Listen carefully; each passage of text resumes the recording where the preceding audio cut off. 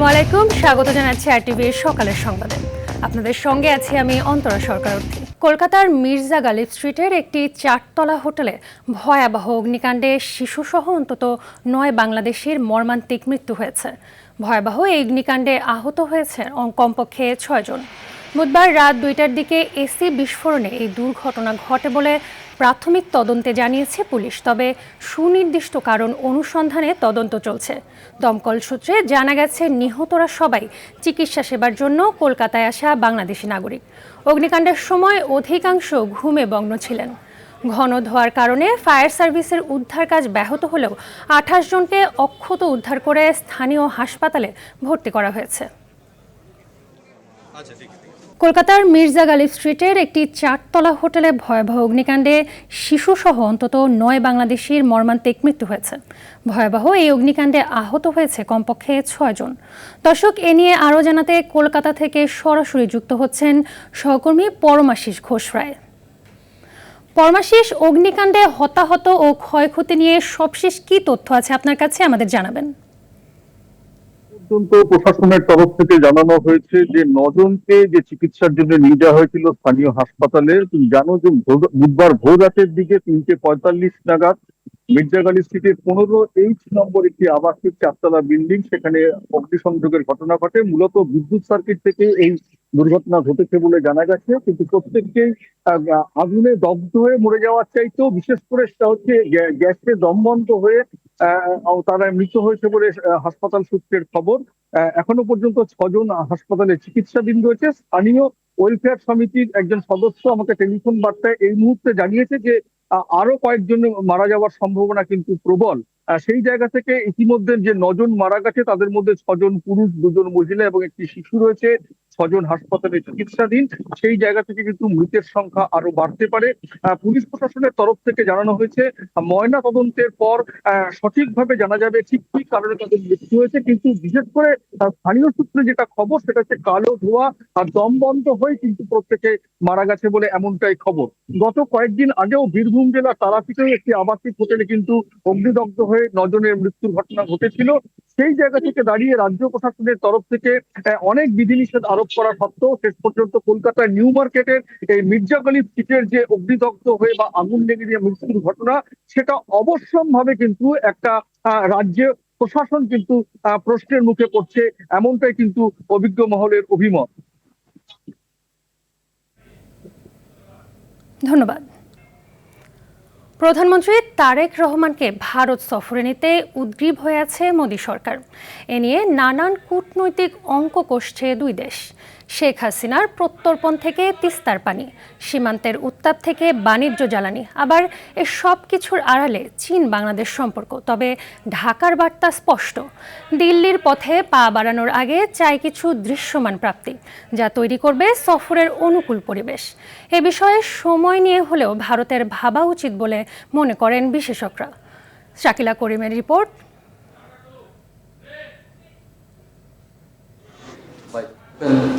প্রধানমন্ত্রী তারেক রহমানের সম্ভাব্য ভারত সফরের আলোচনায় এখন দিন তারিখ নয়, অনুকূল পরিবেশ তৈরির প্রশ্ন।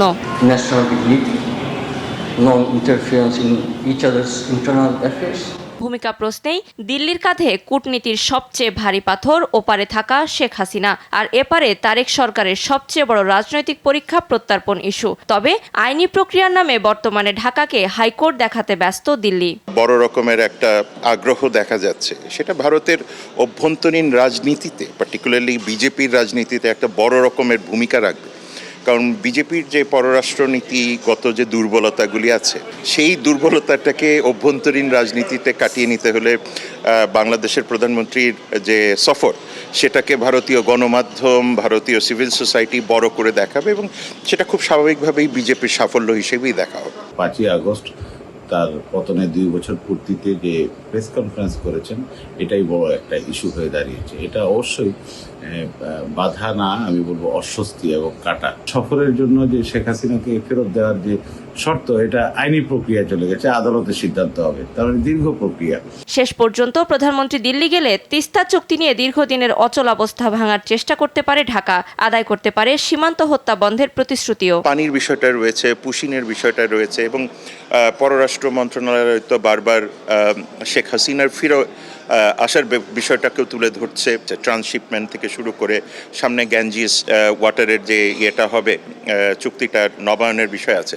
সুতরাং এগুলি সব কিছু মিলিয়ে যে সমন্বিত একটা এজেন্ডা তৈরি করা, সেই এজেন্ডাটা তৈরি করার জন্য সেটা মনে হয় বাংলাদেশ সুনিশ্চিত হতে চাচ্ছে। টেবিলে না থেকেও আলোচনায় থাকবে চীন।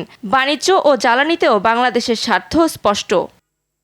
ডিসেম্বরে গঙ্গা পানি চুক্তির যে নবায়নের প্রশ্ন আছে, সেটার আলোচনা শুরু করা দরকার। সীমান্ত, বিদ্যুৎ সহযোগিতা, কানেক্টিভিটি, বাণিজ্য সহযোগিতা, সব ধরনের সহযোগিতা যদি আপনি এগিয়ে নিতে চান, তাহলে রাজনৈতিক যে ইস্যুটা আছে, যে বাধা কিংবা অস্বস্তির যে জায়গাগুলো আছে, এগুলো দূর করতে হবে। এটা ভারতকেই দূর করতে হবে। সব মিলিয়ে প্রধানমন্ত্রী তারেক রহমানকে সফরে নিতে অনুকূল পরিবেশ তৈরিতে কতটুকু তৎপর হয় ভারত, সেটি এখন দেখার বিষয়। শাকিলা করিম, RTV, ঢাকা। গ্যাস সংকটে চরম বিপর্যয়ের মুখে পড়েছে ঢাকা ও এর আশেপাশের এলাকার শিল্প খাত। পর্যাপ্ত চাপ না থাকায় সাভার, আশুলিয়া ও গাজীপুরের কালিয়াকৈরের শিল্প কারখানায় ব্যাহত হচ্ছে স্বাভাবিক উৎপাদন। বাধ্য হয়ে বিকল্প জ্বালানি হিসেবে ডিজেল ও অন্যান্য ব্যয়বহুল উৎস ব্যবহার করায় উৎপাদন খরচ বেড়ে দাঁড়িয়েছে প্রায় দ্বিগুণে। এদিকে গ্যাস সংকটের প্রায় 1 মাস অতিবাহিত হলেও কোনো সমাধানের আশ্বাস না মেলায় হতাশ সিএনজি পাম্প কর্তৃপক্ষ। বিপাকে পড়েছে সিএনজি চালিত চালকেরা ও ছোট ছোট ক্ষুদ্র ব্যবসায়ীরাও। তীব্র গ্যাস সংকটে রয়েছে বাসাবাড়িতেও।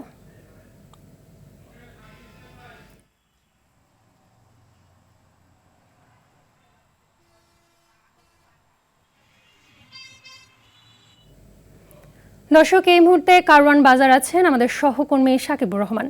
আমরা সরাসরি চলে যাচ্ছি সেখানে। সাকিব, পাম্পগুলোতে গ্যাসের কি অবস্থা, কি বলছে চালকরা?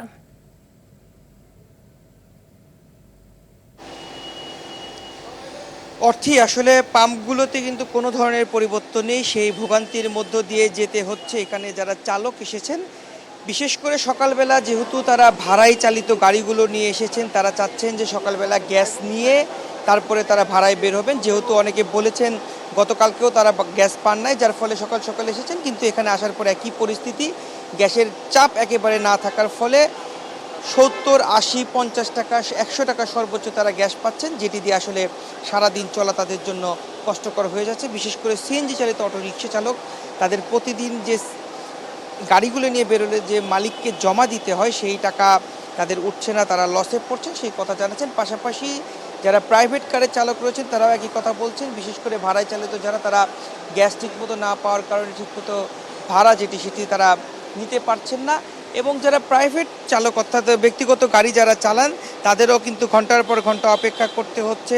ঠিকমতো গ্যাস না পাওয়ার যে আক্ষেপ, সেটি তাদের মধ্যে আছে। পাশাপাশি তারা বলছেন সরকার যেন এটি দ্রুত সমস্যার সমাধানে উদ্যোগ নেয়, কারণ প্রায় 1 মাস হতে চলল এই গ্যাস সমস্যার, যার ফলে তাদের ভোগান্তি দিন দিন চরম মাত্রায় যাচ্ছে। এইখান থেকে তারা মুক্তি চাচ্ছেন। অন্যদিকে বাসাবাড়িতেও কিন্তু একই অবস্থা, ঠিকমতো গ্যাস না পাওয়ার ফলে ঠিকমতো চুলা জ্বালাইতে পারছে না এবং সেখানে রান্না বান্না করতে বিঘ্ন হচ্ছে। দিনের বেশিরভাগ সময় গ্যাস থাকছে না। যদিও সরকারের পক্ষ থেকে বলা হচ্ছে যে এলএনজি যে টার্মিনালগুলো রয়েছে, সেটি আসলে ঠিক করতে সময় লাগছে। ঠিক করার পরবর্তীতে ঠিকমতো গ্যাস সরবরাহ না হওয়ার ফলে কিন্তু এই ভোগান্তিগুলো হচ্ছে। সরকারের পক্ষ থেকেও আসলে দ্রুত এই সমস্যাটি সমাধান করার জন্য উদ্যোগ নেওয়া হচ্ছে। সবারই চাওয়া যে দ্রুত যেন সমস্যার সমাধান হয়ে যায়। তো সব মিলিয়ে বলা চলে ভোগান্তির মধ্য দিয়ে আসলে সিএনজি স্টেশন চালক সবার পার করতে হচ্ছে। যারা স্টেশন মালিক রয়েছেন, তাদের আয় রোজগারও কমেছে, সেটি নিয়েও তারা আক্ষেপ প্রকাশ করেছেন। তো এই ছিল আমার কাছে গ্যাস নিয়ে সর্বশেষ খবরাখবর। অর্থী, ধন্যবাদ।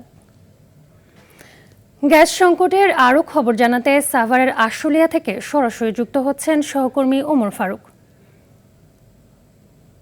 ফারুক, আশুলিয়ায় গ্যাস সংকটের কারণে শিল্প কারখানা বন্ধ হয়ে যাওয়ার বিষয়ে সংশ্লিষ্ট কর্তৃপক্ষ কি কোনো ব্যবস্থা গ্রহণ করেছেন, জানাবেন?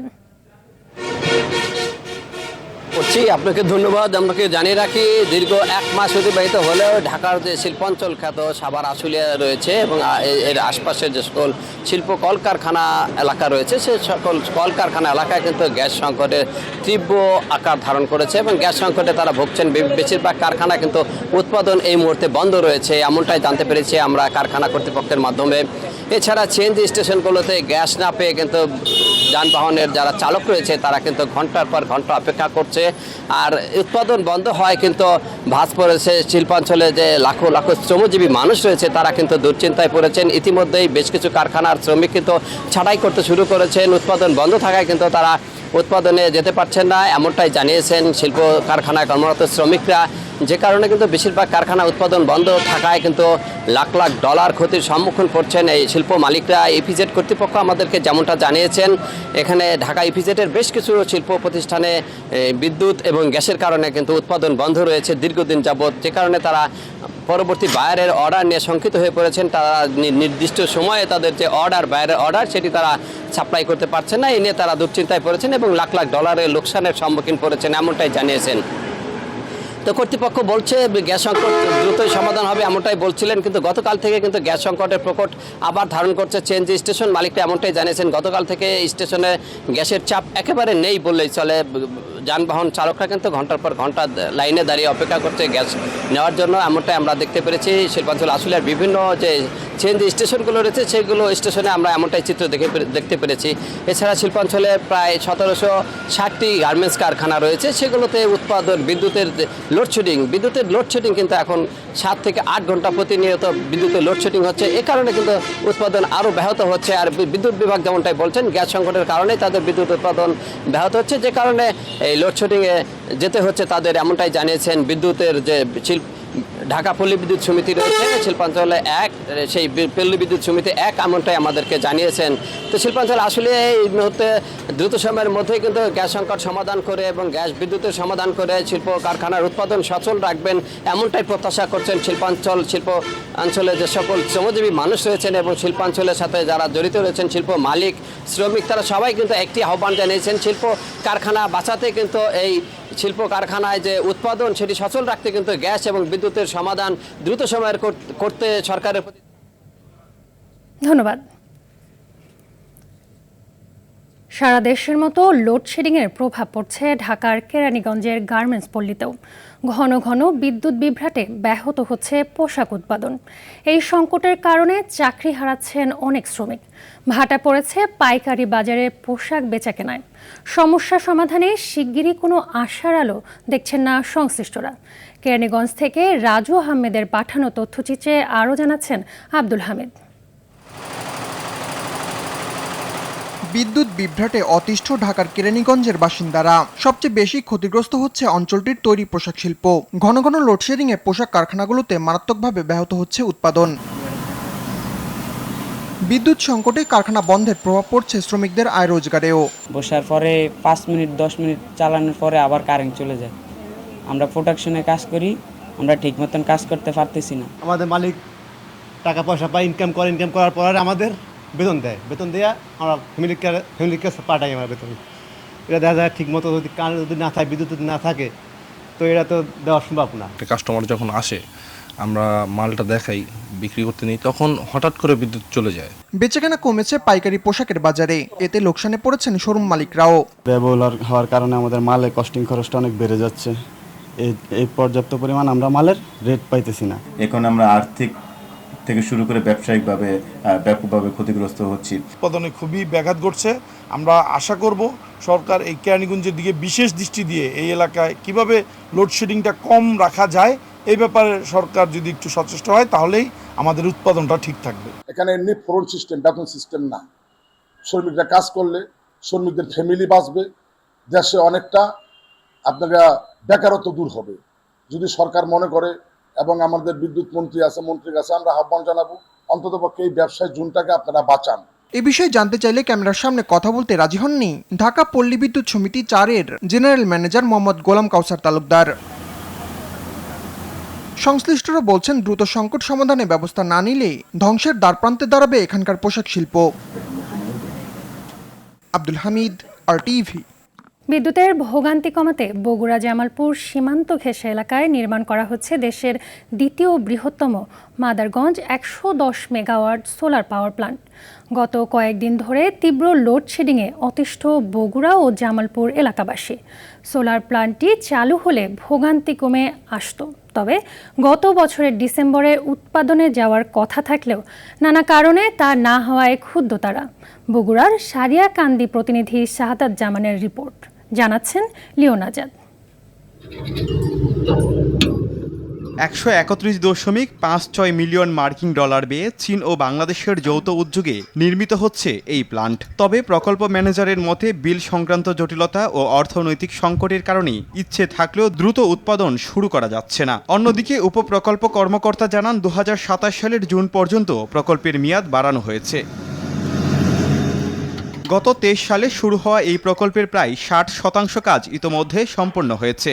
এখন শুধু ফ্রেমে প্যানেল বসিয়ে বিদ্যুৎ উৎপাদন শুরুর অপেক্ষা। এটার কাজ শেষের দিকে। এখান থেকে আমরা ১০০ মেগাওয়াট বিদ্যুৎ পাবো, যা আমাদের জাতীয় গ্রিডে যোগ হবে। যদি কাজটি দ্রুত সম্পন্ন হয় সেক্ষেত্রে এই এলাকার মানুষ সুবিধা পাবে। এটা চালু হলে বিদ্যুতের ঘাটতি অনেকটা লাঘব হবে। এটা বাস্তবায়িত হলে সারিয়াকান্দি কেন সারা বাংলাদেশই উপকৃত হবে। প্রকল্পের উৎপাদন দ্রুত চালু করতে সংশ্লিষ্ট কর্তৃপক্ষকে তাগিদ দেওয়া হবে বলে জানান সারিয়াকান্দি উপজেলা নির্বাহী কর্মকর্তা। এই ১১০ মেগাওয়াট বিদ্যুৎ যদি জাতীয় গ্রিডে যায়, ডেফিনেটলি সারিয়াকান্দির মানুষ, যেহেতু আমরা খুব কাছে আছি, আমরা সবচেয়ে বেশি উপকৃত হব আশা করি। তো সেক্ষেত্রে আমরা সমন্বয় করার চেষ্টা করছি যে এটা যত দ্রুত করা যায়। নবায়নযোগ্য জ্বালানির ব্যবহার বৃদ্ধি ও কার্বন নিঃসরণ কমার পাশাপাশি এই মেগা প্রকল্পের বাস্তবায়িত হলে দেশের বিদ্যুৎ খাতে এক নতুন দিগন্তের উন্মোচন ঘটবে, এমনটাই প্রত্যাশা সবার। Leone Azad, RTV। আইডিএলসি পরিবর্তনের পথে বাংলাদেশ। কর্মক্ষেত্রে নারীদের যাত্রা নিরাপদ ও স্বাচ্ছন্দ্য করতে ৩টি রুটে ১৪টি বাস দিয়ে ঢাকা, চট্টগ্রাম ও বগুড়ায় একযোগে যাত্রা শুরু করল বিআরটিসির বিশেষ মহিলা বাস সার্ভিস। ইতোমধ্যেই নারী চালকদের হালকা যান থেকে ভারী যানবাহন চালানোর প্রশিক্ষণ দিয়ে নারী চালক এবং কন্ডাক্টর দিয়ে এ সেবা নারীর ক্ষমতায়নের পথে এক বড় সাফল্য বলে মনে করেন সেবা সংশ্লিষ্টরা। নারীদের সর্বোচ্চ নিরাপত্তা নিশ্চিন্তে প্রতিটি বাসে বসানো হয়েছে সিসি ক্যামেরা, পাশাপাশি টিকিট সিস্টেমে আনা হয়েছে ডিজিটাল পদ্ধতি।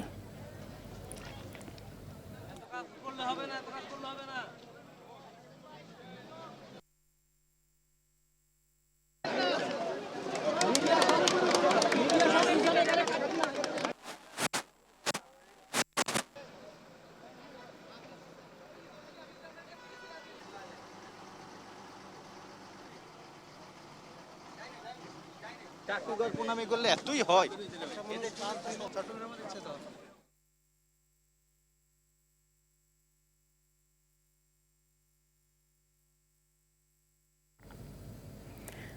পিং বাসের সব শেষ খবর জানতে ফার্মগেট এলাকা থেকে সরাসরি যুক্ত হচ্ছেন সহকর্মী সাদিয়া কানিজ।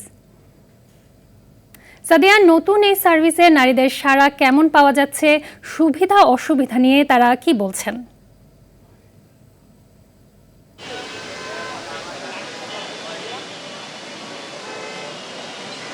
জি, আপনি যেমনটি বলছিলেন, দীর্ঘদিনের আলোচনার পর নারীদের নিরাপদ ও স্বাচ্ছন্দ্য যাত্রা নিশ্চিতের লক্ষ্যেই কিন্তু এই দীর্ঘদিনের আলোচনার পরে নারীদের জন্য স্পেশালি বাস সার্ভিস চালু হয়েছে, যেটিকে আমরা পিঙ্ক বাস সার্ভিস বলছি।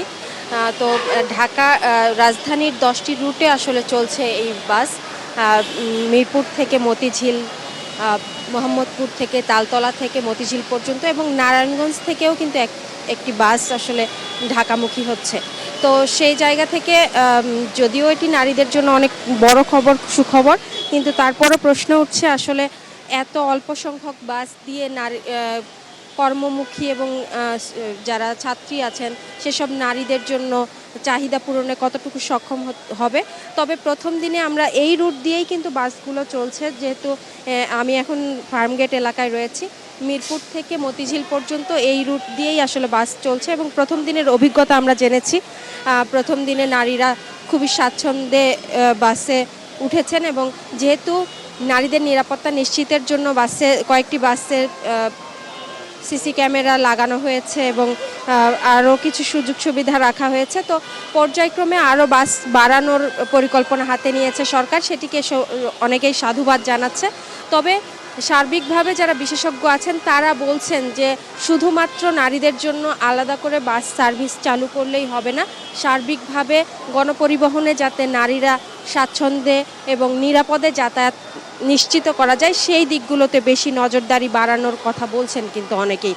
তবে যাত্রীরা বলছেন নারীদের নিরাপদ যাতায়াতের জন্য এই আলাদা করে বাস সার্ভিস চালু করার বিষয়টিকে অনেকে ভালোভাবেই দেখছেন এবং সরকারের এই উদ্যোগটিকেও সাধুবাদ জানাচ্ছেন। তবে উদ্বেগের কথা অনেকেই বলছেন যে যেহেতু এর আগে যারা গত সরকারের আমলগুলোতেও আসলে এই ধরনের বিশেষ সার্ভিস চালু হয়েছিল নারীদের জন্য, কিন্তু সেগুলো কিন্তু আসলে ভালো উন্নতির মুখ দেখেনি, সেই বাস সার্ভিসগুলো কিন্তু তেমন একটি সামনে আসেনি।